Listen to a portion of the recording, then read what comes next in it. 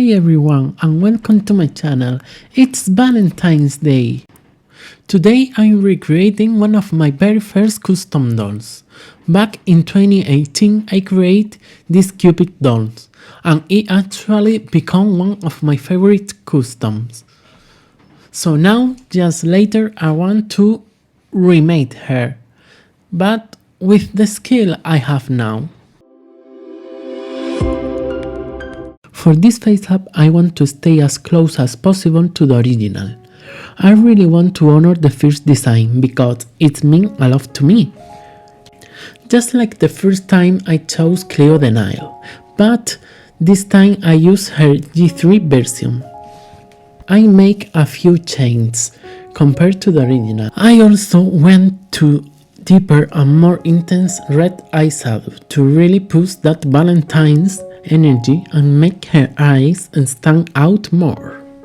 And as in the original design, I add a small heart mark on the cheek.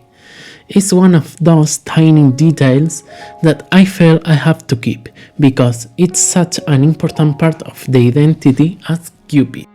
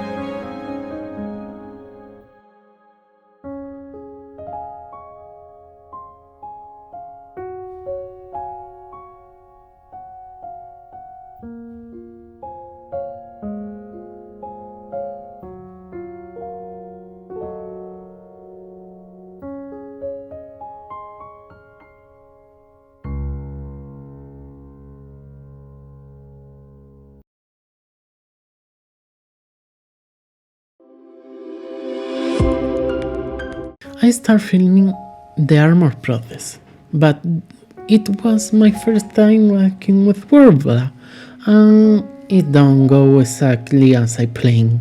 I had to stop recording and focus on saving the pieces, so most of the armor ended up being made off of camera. All the accessories like the bow, which is 3D printed and modified with Worbla and wire, the arrows that made from wooden stick with tiny heart beads, and the cuber which is built using an empty thread spool were all made off of camera. Then I paint everything in gold, giving 1 or 2 coats, and then I go in with gold leaf to leave that extra shine and really elevate the finish. And this is where things goes a little chaotic.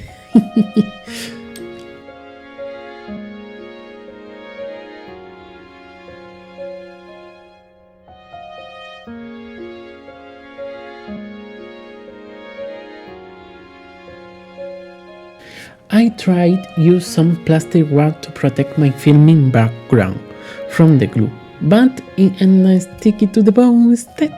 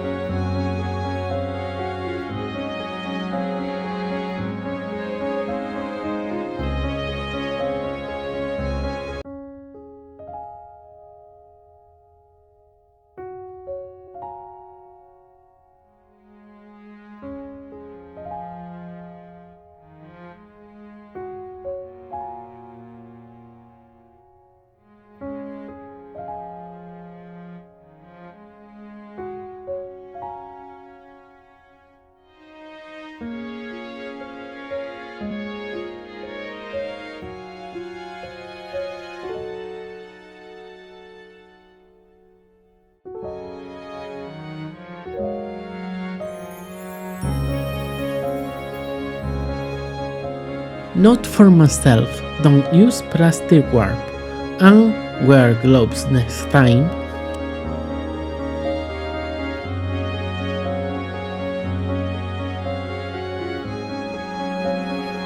I use these EV shoes from Descendants and glue a heartbeat on the heel. I also completely forgot to film how I make the skirt. Sorry. Honestly, at this point, I feel like half of this video happened off of camera. The skirt is just a high-low design made from a circle. Pretty simple.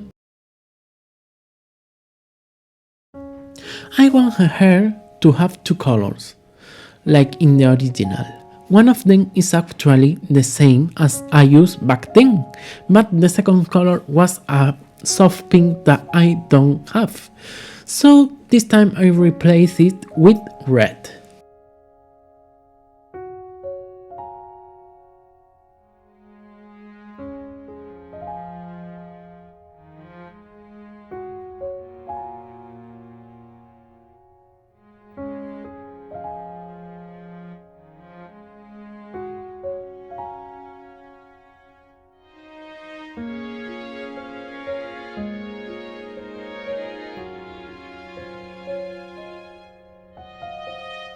Once the yarn is browsed and ready, I start blending the two colors together to create that fine highlight effect. I take the same amount of each color, layer them on top, and pull them apart and combine them. I repeat this a couple of times, and that's how I get those thin streaks. It gives the hair a much more natural dimensional look.